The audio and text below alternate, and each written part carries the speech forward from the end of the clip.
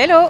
Salut à tous! Alors, petite vidéo parce qu'on retourne sur les lieux d'un moment assez important pour nous. Dans quelques minutes, on va prendre un train pour aller au Salon international des inventions à Genève. Donc on est pile un an plus tard après le premier salon que nous on a fait avec Genius Lucky. On n'a pas une nouvelle invention. Non, on n'a pas une nouvelle invention, donc on va aller en tant que visiteur cette fois-ci. Mais ça sera cool aussi de revenir un peu sur cet événement qui a été vraiment important dans notre parcours. Comment on s'y est préparé, pourquoi est-ce qu'on y est allé, qu'est-ce que ça nous a apporté. Et puis je pense que ça va vous donner quelques idées. Et puis voilà, puis l'idée c'est de vous aider si vous avez une invention ou une start-up que vous souhaitez lancer, et ben un peu 2-3 clés pour participer au prochain.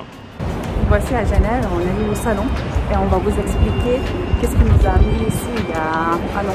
C'est un peu un concours de circonstances, hein, et ça vient en fait du brevet. Alors, en gros, pour vous la faire courte, quelques mois avant, on est à l'hiver 2022, on va voir la Salévienne, qui est une association de patrimoine, pour leur présenter la toute première version du produit. On venait d'avoir la médaille en inox. Hein.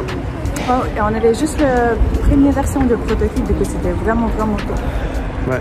Et donc là, ça se passe hyper bien, ils adorent le concept. Et puis, c'est pas n'importe qui les gens de la Salévienne. C'est les anciens professionnels d'horlogerie, ils ont travaillé dans l'aéronautique. C'est vraiment pas n'importe qui en fait. Et puis il y a une des personnes, je crois que c'est un ancien ingénieur, il dit tout de suite, mais vous avez posé un brevet là-dessus? Ben, en fait non, évidemment pas, on n'y a pas pensé, etc.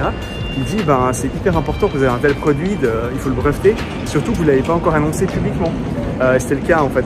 Donc voilà, nous ça nous traite un peu de la tête. Puis dès le lendemain, moi j'ai écrit aux quelques personnes que je connais qui s'y connaissent là-dedans. Et je remercie encore Jean-Marie qui m'a répondu sur LinkedIn et puis qui m'a donné 2-3 conseils très importants. Et puis surtout qui nous a dit, regardez, j'arrive devant l'affiche.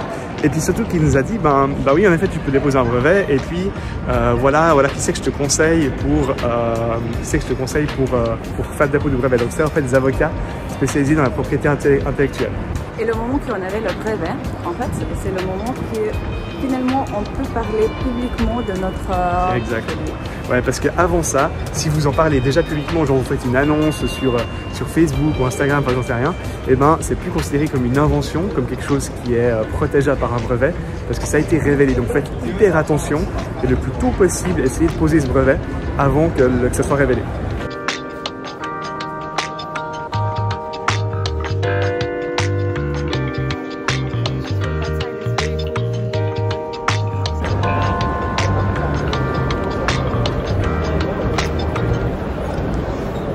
Dans la ruche.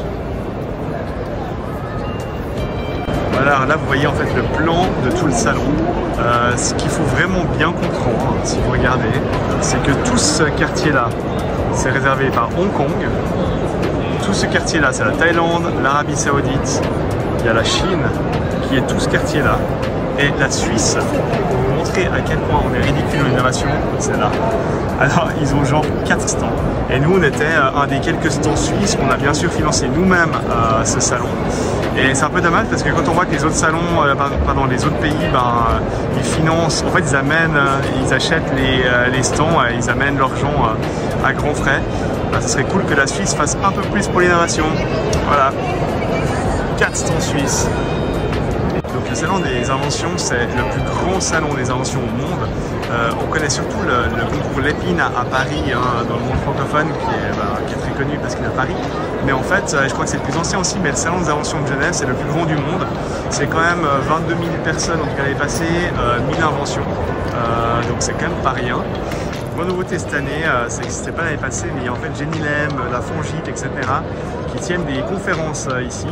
Et du coup, c'est assez cool de faire ce lien entre l'innovation et les inventions, parce que nous, l'année passée, on se disait, mais est-ce qu'on est pertinent, est-ce qu'on peut devenir des inventeurs? Alors la réponse c'est oui, mais on ne le savait pas, donc je suis assez content que Genilem fasse l'effort d'être là.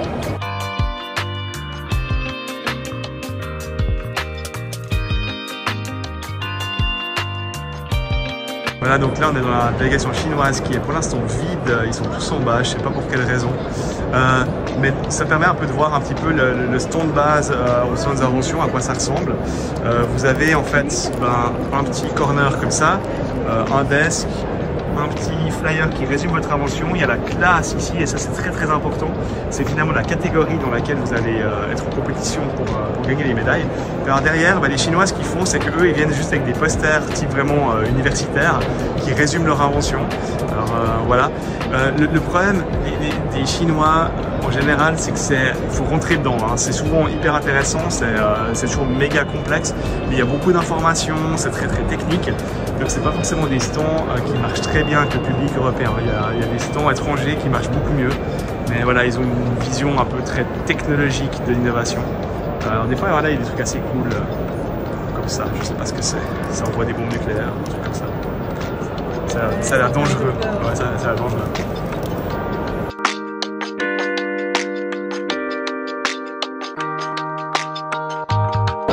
Voilà, on a trouvé la délégation chinoise au grand complet. Ça picole. Alors, un conseil si vous voulez voilà, briller dans ce salon, c'est d'avoir un chouette stand. Vous voyez tout de suite la différence entre un stand un peu boring, un peu voilà, et le stand où ils se sont donné la peine de faire quelque chose d'un peu différent, un peu original. Et on voit tout de suite la différence. Nous, je pense que ça nous a beaucoup aidé dans le fait de gagner un prix ici. C'est qu'on avait un stand qui sortait du lot. Et voilà, on a gagné le prix du public. Donc c'est aussi comme ça que le public va juger l'intérêt d'un stand. Là, on a un stand qui marche bien. Il y a plein de gens autour, ils présentent hyper bien, c'est hyper visuel, etc. Donc voilà, c'est ce genre de stands qui ont des chances en fait de gagner le prix du public parce qu'ils sont différents et puis il y a toujours du monde, quoi. Alors, le fait d'avoir tous ces gens qui vont passer à votre stand pendant les 5 jours du salon, il y a quand même 22 000 personnes en tout. C'est vraiment un moyen de valider en fait l'intérêt de votre idée. Est-ce que les gens comprennent votre produit tout de suite ou pas? Et c'est quelque chose de vraiment, vous, en tant qu'innovateur et entrepreneur, vous avez ce feeling de est-ce que ça a marché ou pas. Vous pouvez entraîner votre pitch fois 1000 parce que vous avez tout le temps des gens qui vous peuvent expliquer votre invention. Donc c'est vraiment un très bon moyen de valider ou de tester votre marché.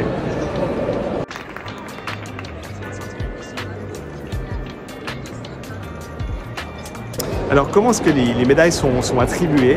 En gros, le premier jour du salon, il y a un jury qui va passer à votre stand et puis donc vous aurez entre 10 et 15 minutes pour leur pitcher votre invention.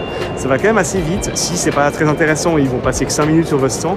Si c'est très intéressant, et du coup ils vont vraiment prendre le temps de bien écouter. Ils vont poser plein de questions d'ordre un peu business, hein. On va se retrouver avec des questions typiques des investisseurs sur le business model, la scalability, ce genre de choses là. Et puis vous devez défendre au maximum votre invention et donc ils vont noter en fait, prendre beaucoup de notes. Et puis au final c'est eux qui vont décider. Donc c'est un jury de professionnels par classe. Et puis donc c'est ce jury qui va décider les différentes médailles. Il y a des médailles d'or classiques, il y a des médailles d'or spéciales avec mention, qui est en gros ce qu'on a eu. Yes.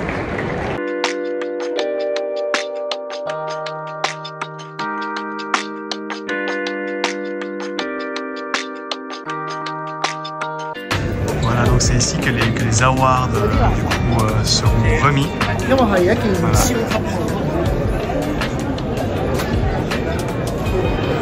Là, tous les inventeurs en fait qui sont réunis et puis qui vont voilà, voir tout le monde.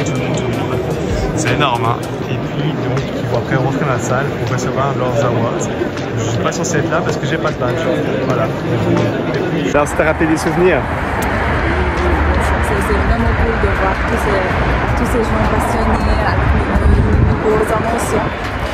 C'est cool de voir un peu l'excitation. On est juste avant le moment où ils vont peut-être recevoir leur médaille, etc. Donc c'est cool d'avoir un peu revécu ça, mais cette fois-ci sans la pression, d'être juste visiteur, quoi. Voilà, de retour à la maison. Et du coup, on voulait vous montrer qu'est-ce qu'on reçoit si on gagne le salon d'invention. Tout premier truc, on gagne le diplôme. Le fameux diplôme, alors ce qui est intéressant c'est de regarder les médailles d'or, mais c'est avec mention du jury, donc ça c'est les meilleurs, ils appellent ça les médailles spéciales, je crois. On reçoit la fameuse médaille physique, regardez comme elle est belle. Voilà, donc d'un côté c'est écrit Salon d'invention, puis de l'autre il y a la ville de Genève qui est gravée, voilà. C'est assez cool. Et puis on a aussi reçu donc le prix du public, qui alors là c'est pas vraiment très discret, hein. On ne sait pas où la mettre, mais Voilà, la grosse coupe.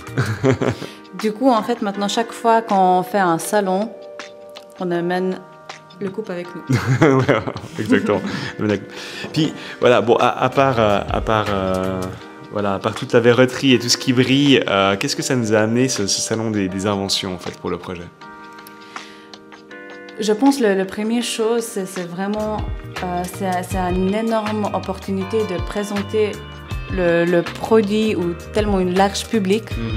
Et déjà, le feedback qu'on reçoit avec tous les visiteurs, c'est juste impossible d'avoir de différentes manières. Ouais, c'est dur de trouver un salon où il y a autant de monde, donc tu pitch toutes les 5 minutes et ça recommence, etc. Ça, c'est vrai. Après, on a quand même eu de la presse qui est venue directement après le salon. Et puis, je pense que c'est quand même un facteur de réassurance. À chaque fois, quand on fait encore des decks maintenant, qu'on présente à des... pour des concours, des choses comme ça, on a toujours une slide qui parle du salon, qui explique un peu l'expérience, puis c'est quelque chose qui va rassurer les... Ça amène aussi la crédibilité sur l'idée et le produit, parce qu'en fait, on est finalement plus toute seule à croire à ce qu'on fait. Donc vraiment on vous invite à, si vous voulez vous inscrire lors d'un futur salon des inventions, vraiment faites-le parce que c'est une super expérience. Et puis nous, n'hésitez pas à nous contacter si on peut vous aider ou quoi que ce soit, ou si vous avez des questions. Voilà, ciao ciao. Ciao ciao.